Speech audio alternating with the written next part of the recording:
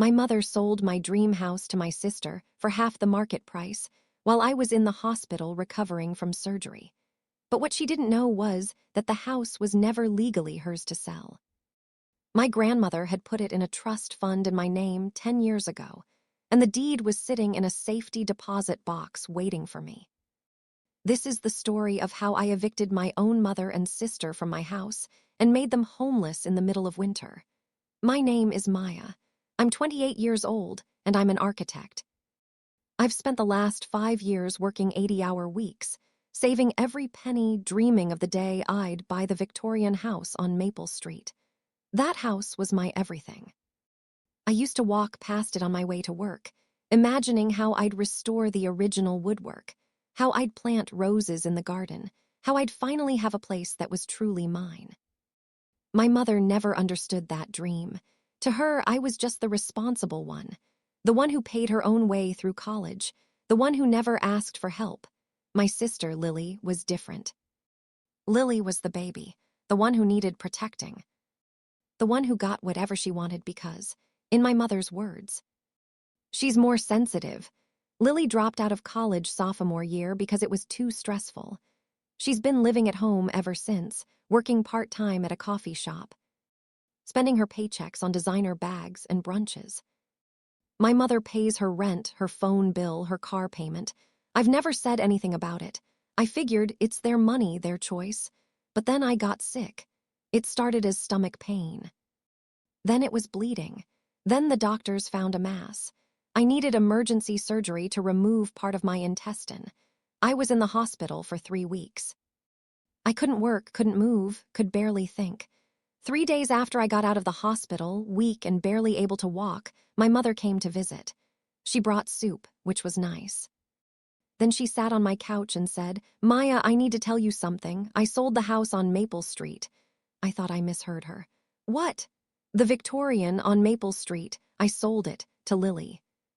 She really wanted it, and she was so depressed living in that apartment, and the price was right, and I thought you'd understand. You have your career. Lily needs something to make her happy. I felt like the floor had disappeared beneath me. "Mom, that was my house. I was saving for it." "You knew I was saving for it." "Well, you hadn't bought it yet," she said, like this was a reasonable point. "And Lily was going to buy it anyway with her inheritance from Aunt Carol, so I just facilitated the sale. I gave her a good deal. Family discount." "Family discount," I repeated. My hands were shaking. "Mom, I was going to buy that house. I had the down payment saved. I was just waiting for the listing to go live." "Well, now it's Lily's," my mother said, standing up. "And I really think you need to be happy for her. She's finally found something that makes her feel secure. You have your career. You don't need a house to feel secure." She left after that. She left me on my couch, 3 weeks post-surgery, unable to process what had just happened. But here's the thing my mother didn't know. 10 years ago, my grandmother sat me down. She was dying of cancer, and she knew my mother played favorites. She knew that whatever she left me would somehow end up benefiting Lily, so she did something clever. She bought that Victorian house on Maple Street. She paid cash for it. And she put it in a trust fund with my name on it, to be transferred to me on my 30th birthday, or in case of her death, whichever came first. She died 6 months later. The paperwork was filed with a lawyer in the city, not our local town. My mother never knew about it. Neither did Lily. I found out about the trust when I was going through some old boxes last year. There was a letter from my grandmother and a key to a safety deposit box. I didn't open the box then because I thought, why rock the boat? I was going to buy the house fair and square. I didn't want to hurt my mother by revealing that the house was actually mine all along. But now all bets were off. I called the lawyer the next day. His name was Mr. Henderson, and he remembered my grandmother well. "Yes, Miss Maya," he said. "The house is legally yours, has been since your grandmother passed. The deed is in your name. Your mother had no right to sell it. That sale is completely invalid." I felt a cold, hard knot of satisfaction in my chest. "And if I want to take possession of my property, we'll need to notify the current occupants and give them 30 days to vacate." After that, if they refuse, we can involve the police for trespassing. Do it, I said. And I want the eviction notice to be very clear. They are trespassing on private property. The sale was fraudulent. They have no legal right to be there. Mr. Henderson hesitated. Miss Maya, these are your family members. Are you sure you want to proceed with criminal trespassing charges? This could destroy your relationship with them. My relationship with them was destroyed when they stole my house while I was having surgery to remove a tumor, I said. File the papers. Today, that was 3 weeks ago, the eviction notice was served 10 days later. Lily called me screaming. How dare you, she yelled. Mom sold me this house, it's mine. You can't do this. I can, I said calmly. Because it's not your house. It never was. Grandma bought it and put it in a trust for me 10 years ago. Mom sold you something she didn't own. That's fraud. You might want to talk to a lawyer about getting your money back from Mom because you're not getting the house. There was silence on the line. Then, you're lying. You're a lying, jealous bitch. Check the public records, I said. The deed is in my name, has been for 10 years. Now you have 30 days to get out. After that, I'll have the police remove you. And I should mention, winter is coming, and heating a house that size isn't cheap, especially when you're paying for it out of a coffee shop salary. I hung up. The 30 days passed. Lily and my mother didn't leave. They thought I was bluffing. They thought family would protect them. So on day 31, I showed up at the house with Mr. Henderson, a locksmith, and 2 police officers. It was a Saturday morning. Cold. The first snow of the season was starting to fall. I knocked on the door. My mother opened it. When she saw me, her face went pale. Maya, she said, what are you doing here? I'm here to take possession of my property, I said. I held up the deed. This is my house. It always has been. You committed fraud when you sold it to Lily. The sale is void. These officers are here to ensure you vacate the premises immediately, or you'll be arrested for trespassing. You can't do this to your own mother, she said, her voice trembling. I can, I said. And I am. You sold my house while I was in the hospital having surgery. You didn't even visit me in the hospital until the day before I got out. You chose Lily over me again, just like you always have, and now you're going to face the consequences. Lily came to the door then. She was in her pajamas, holding a cup of coffee. Mom, who is it? Then she saw me. You, she spat. Get off my porch.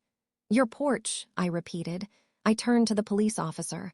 Officer, these individuals are trespassing on my property. I want them removed. The officer stepped forward. Ma'am, we have a valid eviction order here. You have 1 hour to pack a bag with essentials. After that, you'll need to leave or you'll be arrested. This is my house, Lily screamed.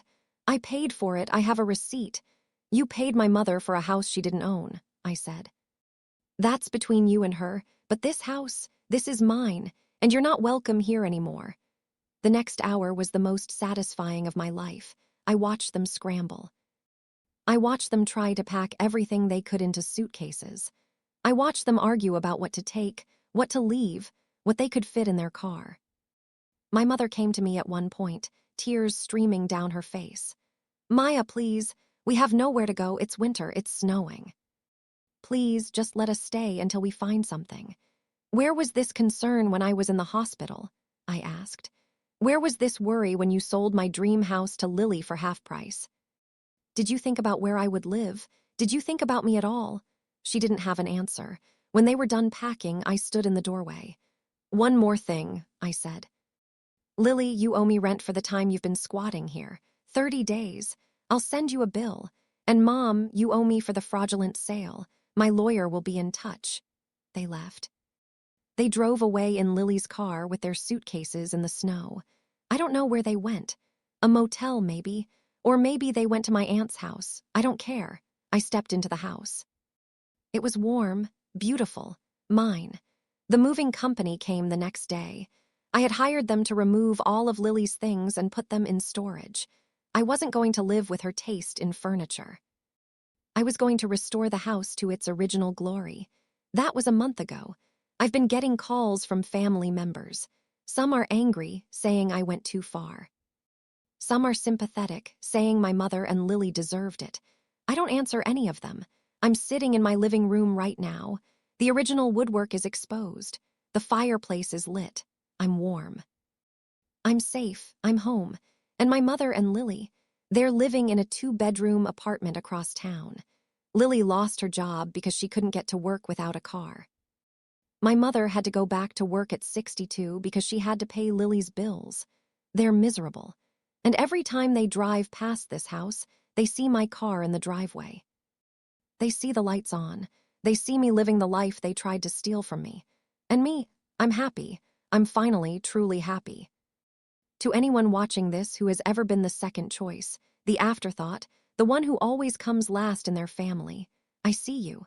I know how it feels. And I want you to know that you don't have to accept it. You don't have to keep being the one who sacrifices everything so the golden child can shine. Your time will come. Your payback will come. You just have to be ready to take it when it does. If you're enjoying these stories and you want to hear more about how the underdog gets the ultimate payback, make sure you're subscribed. I post new stories every week, and trust me, you don't want to miss the next one. It's even more satisfying than this one. Also, if you've ever had a family member steal from you or betray you, I want to hear about it in the comments.